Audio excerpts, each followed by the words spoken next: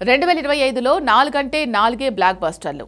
Chhaava, Dhurandhar, Kantara chapter 1, అఖండ 2 ఈ సినిమాల్లో 2000 వాలా అనిపించుకోబోతున్నాయి. మరొకటి కాంతారా ప్రీక్వెల్ కూడా 1000 కోట్ల వేటలో 850 కోట్ల దగ్గర రిలాక్స్ అయింది. ఎలా చూసినా ఈ ఏడాది 1000 వాలా అనిపించుకున్న స్టార్ లేడు. వచ్చేడాది 1000 వాలాగా మారేదెవరు? ఒకటి కాదు, రెండు కాదు, నెక్స్ట్ ఇయర్ మీద ఏకంగా 6 డజన్ పాన్ ఇండియా మూవీలు దాడి చేయబోతున్నాయి. మరో 2 డైలమాలో పడ్డాయి. అవి కూడా రంగంలోకి దిగితే బాక్సాఫీస్ అష్ట దిగ్బంధనమే. విచిత్రం ఏంటంటే వచ్చే ఏడాది మీద జాలి దయ లేకుండా ఒకటికి 2 సార్లు దాడి చేయబోతున్నాడు రెబల్ స్టార్ ప్రభాస్. అది కూడా అతి తక్కువ గ్యాప్ తో. ఆ లెక్కన వచ్చే ఏడాది 1000 వాలాగా రెబల్ స్టార్ మారడం ఖాయంగా కనిపిస్తోంది. మరి అందుకు తగ్గట్టు దుమ్ము దులిపే స్టార్ ఎవరు? ఖాన్స్ లో కింగ్ అనిపించుకున్న షారుఖ్ కి అంత సీన్ ఉందా? పెద్దితో రామ్ చరణ్ గట్టెక్కుతాడా? డ్రాగన్ గా ఎన్టీఆర్ బాక్సాఫీస్ మీద నిప్పుల వర్షం కురిపిస్తాడా? Have a look.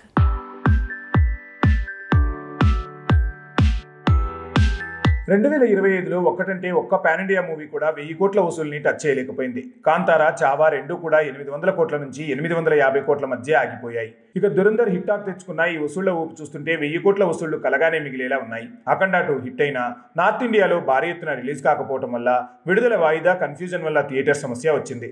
కారణం ఏదైనా 2025లో మాత్రం పాన్ ఇండియా రీసౌండ్లు 1000 కోట్ల క్లబ్ వరకు వినిపించలేదు. కనీసం 2026లో అయినా 1000 కోట్ల వసూళ్ల వరదలు కనిపిస్తాయా అంటే కొత్త ఏడాదికి ఇంకొన్ని వారాలే ఉంది. ఫస్ట్ అటాక్ ది రాజాసాబ్తో రెబల్ స్టార్ ఇవ్వబోతున్నాడు. బాహుబలి 2 కల్కితో 2 సార్లు 1000 కోట్లకు పైనే వసూళ్లు రాబట్టిన తను the Raja Saab pre release business తో ఆల్రెడీ 1000 కోట్లు రాబట్టాడు. కాకపోతే అవే వసూళ్లు సంక్రాంతికి ది రాజాసాబ్ కి రిలీజ్ అయ్యాక బాక్స్ ఆఫీస్ లో రావాలి. ఒకవేళ అక్కడ మిస్ అయినా హను రాఘోపుడి మేకింగ్ లో తను చేస్తున్న ఫౌజీ మూవీతో అయినా వచ్చే అవకాశం ఉంది. టైం కలిసి వస్తే 2000 వాలాలుగా కూడా మారచ్చు. 2026లో ది రాజాసాబ్ తో పాన్ ఇండియా 1000 కోట్ల వసూళ్ల లెక్కల జాతర మొదలు కాబోతోంది.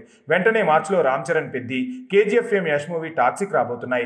ఇందులో ఏది 1000 కోట్ల వరద తెస్తుందో కానీ రెండింట్లో ఏది హిట్ టాక్ తెచ్చుకున్నా 1000 కోట్ల కలెక్షన్స్ పెద్ద విషయం ఏమీ కాదు.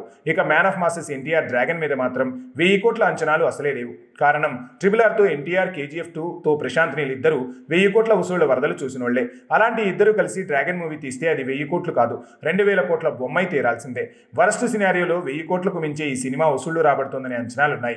ఇక మిగిలి ఉంది Bollywood star Shahrukh Khan King movie. పఠాన్ని తీసిన సిద్ధార్థ్ ఆనందే షారుఖ్ తో కింగ్ మూవీ తీస్తున్నాడు. అది 1000 కోట్లు రాబట్టింది కాబట్టి ఇది కూడా రాబట్టొచ్చనే అంచనాలున్నాయి. కానీ దర్శకుడి కెరియర్ గ్రాఫ్ మీద చాలా అనుమానాలున్నాయి. ఏది ఏమైనా కొత్త ఏడాది మీద కూడా పాన్ ఇండియా దాడే కాదు, 1000 కోట్ల వసూళ్ల వేడి విషయంలో కూడా డామినేషన్ అంతా తెలుగు సినిమాలదే. ఏం చేసినా తెలుగు హీరోలే చెయ్యాలి, 1000 కోట్ల పండగ తేవాలి.